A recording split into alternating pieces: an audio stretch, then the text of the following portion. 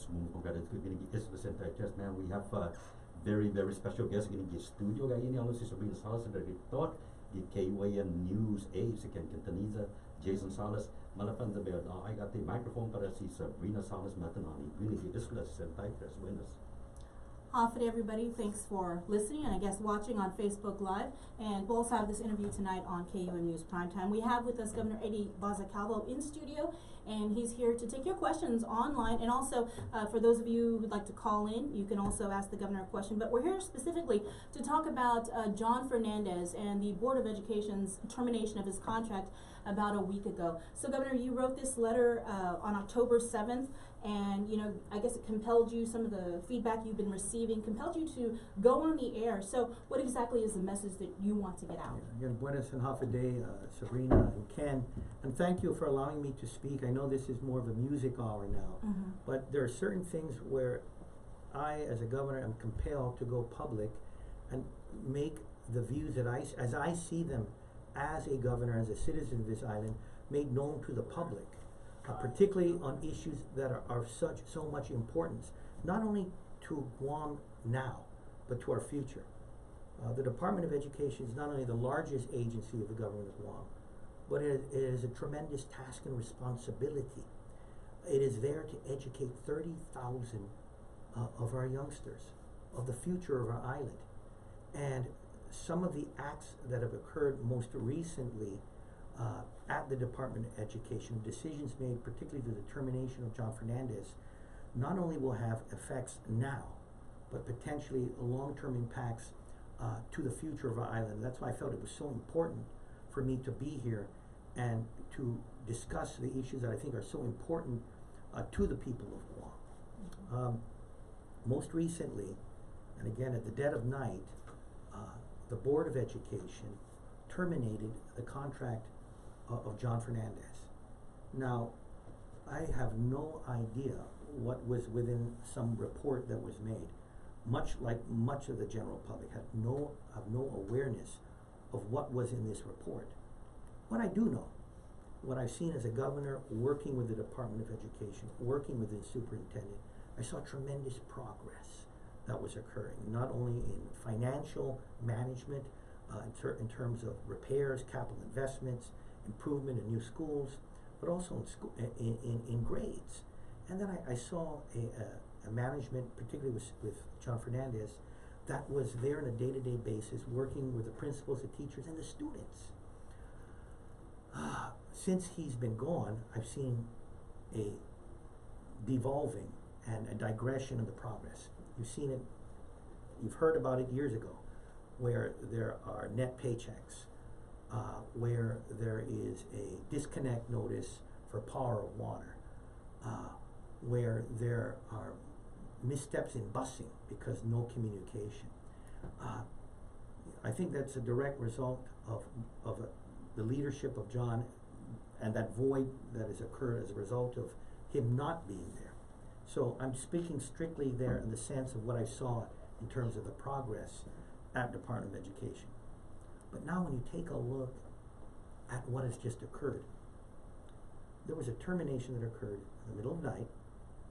What we're hearing, because of lack of transparency, is that on the original charges that Jon Fernandez was originally accused of, that certain members of the board said, well, there was no grounds for that. But some other violations occurred. In fact, they make mention of Title IX.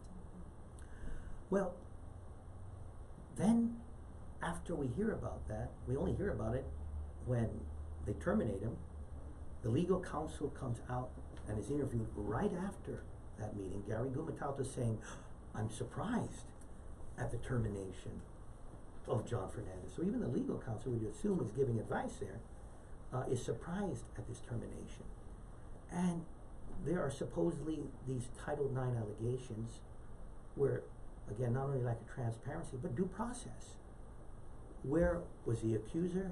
Where was the accused to defend himself? Then, where was the hearing? Where was the bill of particulars? Then, a movement towards a termination vote or not. It was the other way around.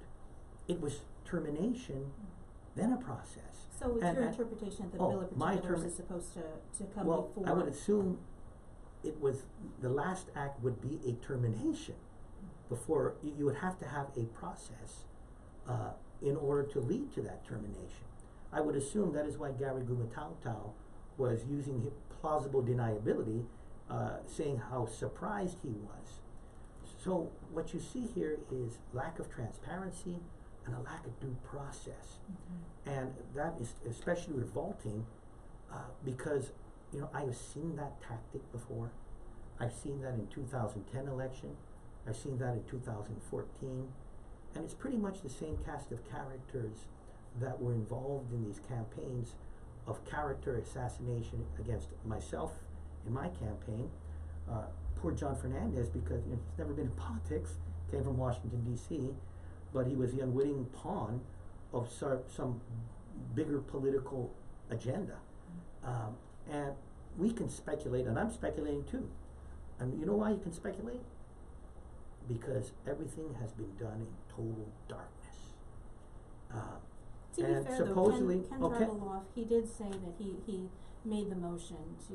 Yeah, Ken let Charbeloff the seems to pub- be in everything. Everything I'm hearing, and Ken was also the one talking to Mesa, talking to accusers of previous issues. He's doing a lot of talking, especially a man who what I would see should have been conflicted, and he was a deciding vote. He seems to be, when I'm hearing from the media, he seems to be the main mover of this. Anyone who knows Ken Charbeloff, he's been in politics in Guam for a long time, going back to the first Gutierrez administration. So for him to now plead that he's all for the Department of Education, I smell something real stinky here. And the stinkiness involves a lot of party politics, or people with vested interests, including Narissa Underwood, who started this whole thing in July. And it has to do with either power, or vested interests, or political realities of where certain people are in the standings. And the unfortunate thing is, you have a process now which is completely in the dark, where you have no transparency, no due process, and the final result, we have instability at the Department of Education, and in the end, it's our students that suffer, and with that student suffering, it's jeopardizing not only Guam of today, but the Guam of the future. And I will make this commitment. There is an election. Obviously, I think these folks timed it for an election, but I'm going to be around for the next 2 years. And I'm going to ensure that everyone who's responsible for this will be held accountable. And the best way to do it is to allow for, as my opponent once said, the sunshine to occur, and allow for openness, and let the public know exactly what's been happening. What did you mean when you said this started in July? With Narissa's oversight hearing, calling obviously for Title IX violations. We're not happy with the movements of the board. Quite coincidentally, when all these issues were occurring in University of Guam, Narissa looked the other way. Of course, now Narissa is saying, well, that's not her oversight. Yet at the same time, Robert Underwood and UOG manufactured a fiscal crisis. They somehow miscalculated the $12 million we did give to them that they thought they didn't get. They didn't pick up 2 checks as well. Narissa was the first one to come to the rescue of University of Guam. So it appears there's been a lot of bedroom talk, and also coordination between many folks within the Democratic Party. And of course, Narissa seems to be part of Ground Zero as well. So there are political overtones here.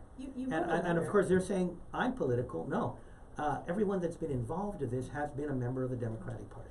You wrote a letter before the board met and made that decision to terminate the contract, asking for them to bring back Jon Fernandez. Yeah. Did you speak with your board appointees?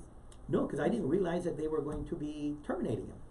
Obviously, I was seeing that what we were hearing from the public, that hey, things looked very positive, and that, you know, it was, I would assume that he was going to continue his employment.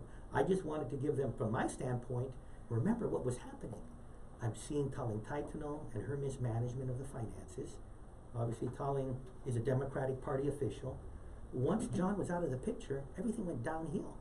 The net paychecks, the disconnect notices for power and water. These things were being, of course, Narissa was being the first one to come requesting for the administration to help Department of Education. I see politics written all over this thing. And I think it's important that the reporters look into all this stuff. Again, it was all politics has been driving this for different reasons. But then at the same time, the result has been instability of the Department of Education.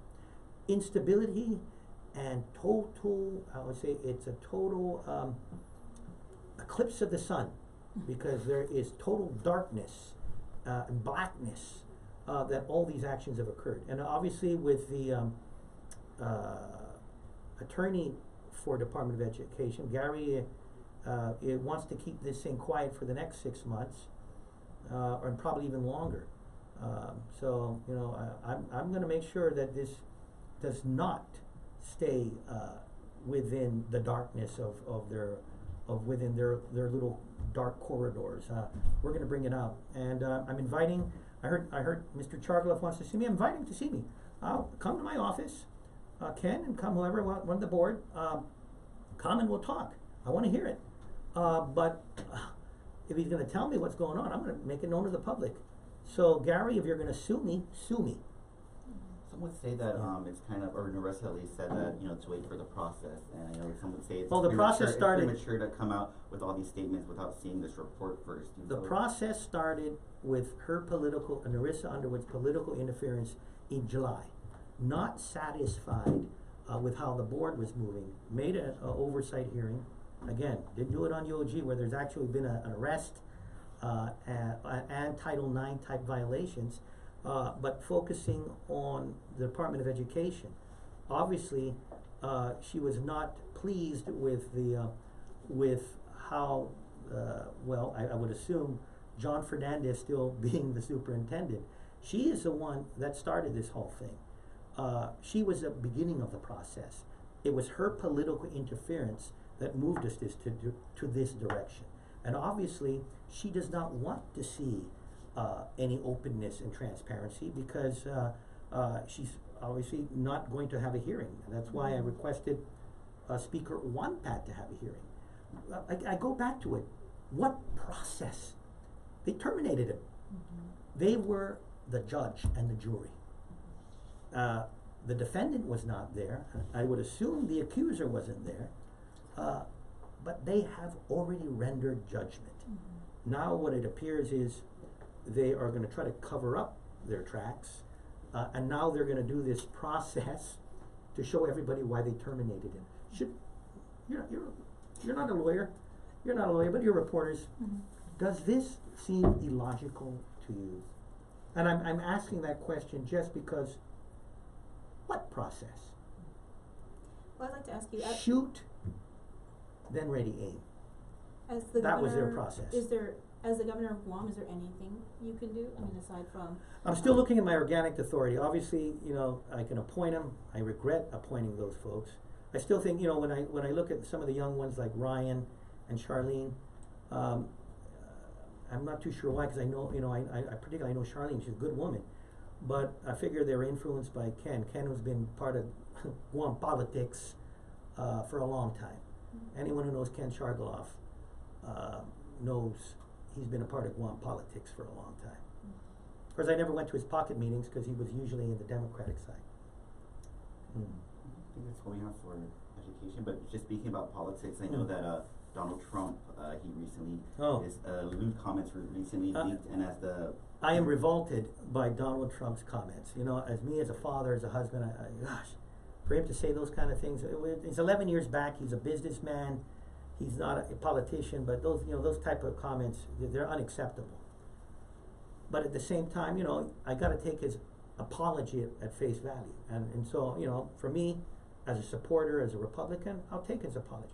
But I also take a look at what he stands for in the Republican platform, where there, in the Republican side, a deep mistrust of federal government overreach, And then I look at the Clinton policies and platform, and I look at President Obama and what I've seen in these past few years as a governor. Ladies and gentlemen, the biggest impediment to growth in Guam has not been the actions or inactions of people of Guam or a government or a private sector or a people. It's the federal government. If you look at what the biggest expenses are of the government, unfunded mandates, it has been the policies of the Obama administration and Clinton that have caused these deficits recently, just because of the overspend mandates that were dictated by the feds. So what I've seen with the federal government under the Obama/Clinton administration has been this blob growing and growing and growing, and its technicals strangling Guam. What I see on a Trump ticket is, number one, the federal government it's too large. It's been strangling the states, strangling the territories. It's a time for it now to pull back and allow the territory, the people of Guam, the island of Guam, to make decisions, and whether it's in economic decisions or policy decisions, that we believe is in our best interest. So, policy-wise, if we were to continue on with the Obama policy, which I think Hillary Clinton is apt to do, then we're going to see the continued status quo. Status quo, which means is we can't get hundreds of thousands of Chinese tourists in. We're getting H-2 workers kicked out. We can't even deport non-citizen criminals, murderers, rapists, terrible crimes committed. It's like pulling teeth from an alligator in order to get them deported. You're seeing this, just the earned income tax credit that is not funded, the Medicaid expansion where the federal government is not treating us like the states, a federal court that's basically allowing a receiver to have steak and lobster dinners and spend by $40 million over what was the original plans in terms of a budget for ORDOT and for Lejon. We're being strangled. So as much as I detest the words of Donald Trump, I'm also the kind of guy that say, hey, as I see Hillary Clinton and some of her enablers throw the stones, I go back to the Bible. He who hath not sinned, cast the first stone. We are all imperfect. I'm imperfect. I've been too straight up here just talking with you folks. But I'm speaking because I'm not running for election more. But with Trump, he said some bad things. But you take a look also at some of the folks that are throwing the stones. And I can tell you, you don't have to reiterate the history of the Clinton administration. But even that, moving forward, looking at what Donald Trump stands for, and the Republican platform stands for, and what we see with the Obama-Clinton. When I tell you folks, it goes back to how you treat the most vulnerable, and I go, there's a big difference. But some of these issues have been lingering since tell you what, the about the previous about the most vulnerable? Before Obama. But Obama's expanded on it. We've never seen this explosion of H2 in 60 years of history. By the way, their platform for the Democrats, of course, I understand a woman's right to choose, but partial birth abortion is a part of the Democratic platform. And so with me, I always go back to some of the core issues in the platform. And so if you have a party platform, again, that's near and dear to me. I understand with Roe versus Wade, but when you have a party platform where even partial birth abortion is sacrosanct, then at the Obama-Clinton Democratic platform is antithesis to my core beliefs. So it's tough. Donald Trump wasn't my first choice. He wasn't my second or third either, but he is the standard bearer of the Republican Party, despite all his faults. And even taking all the faults away of Hillary Clinton and Bill Clinton, just looking at the party platforms moving forward, the Republican Party platform is far superior.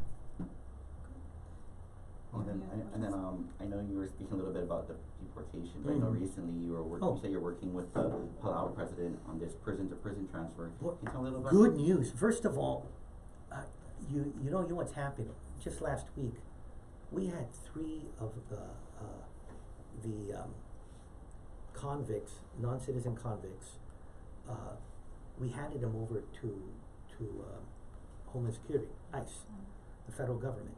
These were all folks that we wanted to have removed, but the federal government had put a retainer in them, so we couldn't touch them. So they had served most of their terms. So I said, okay, you guys, the federal government wants to handle them, and it's going to take control of them. So I'll tell you what, I'll commute them. I'll commute their sentences. So I commuted their sentences, and I handed them over to Homeland Security ICE. Now, basically, I did it through a legal process. Now, they're still in prison, but now it was the responsibility of the federal government to pay the government of Guam $90 a day for every one of these folks until there is adjudication because of this detainer. And all of a sudden, their immigration court moved within, man, I've never seen it move this fast after years. But the federal government, not only through an immigration judge in Hawaii, ordered the deportation of those 3, but they added a 4th individual that I did not remand to them. So it appears that the federal government now is in line with our policy to take out the stress in our overcrowded prison, and at the same time ensure that those folks that committed certain crimes aren't going to commit a crime in Guam anymore. So that was the good news. The next bit of good news that we had is, you had a president, I know President Tommy Remington, great fella. He sees the situation from the standpoint of also being a good neighbor and looking at Guam and saying, hey, you know, some of our people have gone there and committed crimes.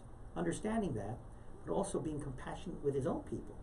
So here's President Remington, and there is this convict that is of Palauan citizenship, who served, I think, 90% of his term, and President Remington is saying, tell you what, Governor, I would like to make a request that we will take this prisoner, we will pay for his transit to Palau, and we will keep him in our prison until his term is up. And this is something he believes because they are Palauans. Move him back to Palau, let him serve his term, and at least his family is around. I wish the same compassion could be shown by the president of the FSM. I just received a letter from 4 Micronesian, particularly Chukis, convicts that are now in our prison. And they have asked me, Governor Calvo, these are 4, can you please, we're deeply sorry for what crimes we've committed, can you please commute our sentences and allow us to go back, never to return to Guam, go back to Chuk. One of them wrote a separate letter and said, Governor, my family will pay for the trip. So you have these non-citizens that have committed crimes against the people of Guam, now are volunteering to leave, one of them even to pay for his trip. And yet you have the president of the FSM and their counsel general not allowing them to go to their home country. So you do see, from my standpoint, a differing attitude from some of our regional leaders on dealing with the issues in Guam and in their home islands as well. Is this person-to-person transfer, is it allowed for all countries, or is there any specific this is something where the federal government has to agree, because this is now, I have to work with the federal government and making sure, see, this won't be a commutation. So there is a process where we have to work with our local judicial system, with the with the federal system as well, and with the Palau government to effectuate this transfer. And this doesn't cost the government of Guam any money? 1/3 of, I mean, it's a no-brainer. 1/3 of our prison populations are non-citizens. It's amazing how the federal government has gone all these sanctions against the Department of Corrections and saying, hey, you guys are not doing you're breaking the constitutional rights of these convicts, and so you must do this, you must do that, and court order, injunction, da-da-da-da-da-da. And then at the same time, a different branch of the federal government has not done their job in taking the pressure off the prison by deporting 1/3 of the prison population. So I go back to, and I rest my case amongst other cases of why we need a change from the current Obama-Clinton administration to a Republican administration. And, you know, that's why we can't vote here in Guam, but I'm hoping the people of the United States see that despite the extreme weaknesses of Mr. Trump, particularly to his vulgarity, look at the alternative, and do we want the status quo? By the way, I remind you, with the Trump organization, not only am I a co-chair of the Asia Pacific Islander advisory group, that it also has Governor Ralph Torres of the Northern Marianas, two Chamorros. But the transition team, if he's elected, will have us as participating, and he has guaranteed, and he's made it official, that he will have a special assistant in the White House dealing strictly with Guam, Northern Marianas, and all the territories. I've seen no promise from the Clinton. Well, we're going to wrap this up. Is there any final comments you wanted to make? Because I did want to get to some of the comments on Facebook. Sure. I'll go ahead and do that now. Okay. Or? Oh, go ahead, All right. please. So we have people who are logging on and following us on Facebook. Hafaday to you from California, from Hawaii, Texas, England. England. Yeah, England. Tally ho! Kentucky, Jolly old. Elizabethtown, Kentucky. Guam, Say hello to my sister Barbara in Kentucky, Lexington. Charleston, South Carolina, Janelle Eclavea. North Carolina, Josephine Leon Guerrero. You have a lot of people actually agree with you about your position on this entire issue with the superintendent. Let me read one from Kyra Bears, bring Fernandez back. David Chargaloff, public should be given the opportunity to review all the information inclusive of the allegations of the superintendent. Only then can anyone really truly understand what's going in. It seems we're acting and responding based solely on hearsay and emotions. Brad Hewitt wrote, Governor Calvo, neither the Republican Party nor Catholic Church agree with a woman's right to choose. Why should you? Right to life of an unborn child is a Republican platform. Tony Rosario, he's listening from Sunnyvale, California. Sounds like SN. Jason, what's SN? I have no idea what SNI is. Okay. I'm hoping it's a radio station, Okay. and not some interesting. Yeah. And Tony Rosario, I was told once by a high power position in Guam, the governor is the most powerful man on the land. He must now exercise that power. That is, over the years, there has been a dissolution of that power. And actually, a lot of it occurred over the past decade with the enactment of laws for autonomous boards. So the governor's participation here is appointment of 3 members. And that's why, hey, the other members were elected. The people of Guam, you know, that's up to them to make the decision. Hey, mea culpa, mea maxima culpa. I appointed 3 of those that voted for his termination. So what I can do, I can request for their resignation. If I can find something within the law that allows me to terminate them, you know, I would do it. But that is something where, at this point, we have not seen that power that a governor can have. You did say though earlier that Ryan Torres, Charlene Conception, you said they were good people. Yeah. And From so when I'm representing the business, well, I'm wondering because they're not lawyers. That's why I go back to their legal counsel. For you guys see how suspicious this I am. It doesn't take a lawyer. The first statement, the lawyer says that he's surprised at their decision. Well, we weren't there. If there was something going on, would you not, as legal counsel, say, hold time out, there is an issue here? So I go back to something really stinks. And you don't have to be a lawyer to see that termination is the culmination of a process. You never initiate a process with the termination. Especially at 10 o'clock at night. Well, we thank you, Governor. Thank for you. God coming bless in you all. and God just bless. And by the those way, of you, go folks, ahead. there's there, you know, what the board has done, they can undone. So again, maybe with some pressure from the public, we can have the board seriously reconsider their decisions and maybe allow for his, you know, I would say, allow him to keep his job. Then allow the process to occur. Then call in the accuser and the accused. Then allow it for public dissemination. Then allow for the bill of particulars. Then, at the end of the what should be the legitimate process, then board, then make your decision whether to terminate or to keep Jon Fernandez. And just on that note, there is a protest, a wave of support for Jon Fernandez. That is tomorrow afternoon at the JFK Kmart intersection, I believe from 2 to 4 o'clock in the afternoon. There's also an online petition. You can find that on our Twitter or Facebook pages. Over 1,200 signatures so far. 1,200 Yeah, signatures. it started out with 31. By and 2 the days way, ago. I'm inviting Ken Chargaloff. I'm inviting anyone on the board that wants to come to see me. Come see me. Tell me. But again, I will, you know, I'm going to put a disclaimer here that if you're going to whisper something in my ear, it ain't going to stay within my 2 ears. I will make it known, and then of course, if your legal counsel wants to sue me, then sue me. Thank you Okay. so much, Governor. Also, the Guam Education Board, they're meeting 10 o'clock tomorrow to announce or make a decision About on an the interim superintendent. Oh, terrific. The Hopefully it's governor Jon also- Fernandez. The governor also has some students from JFK who wanted to meet him with him.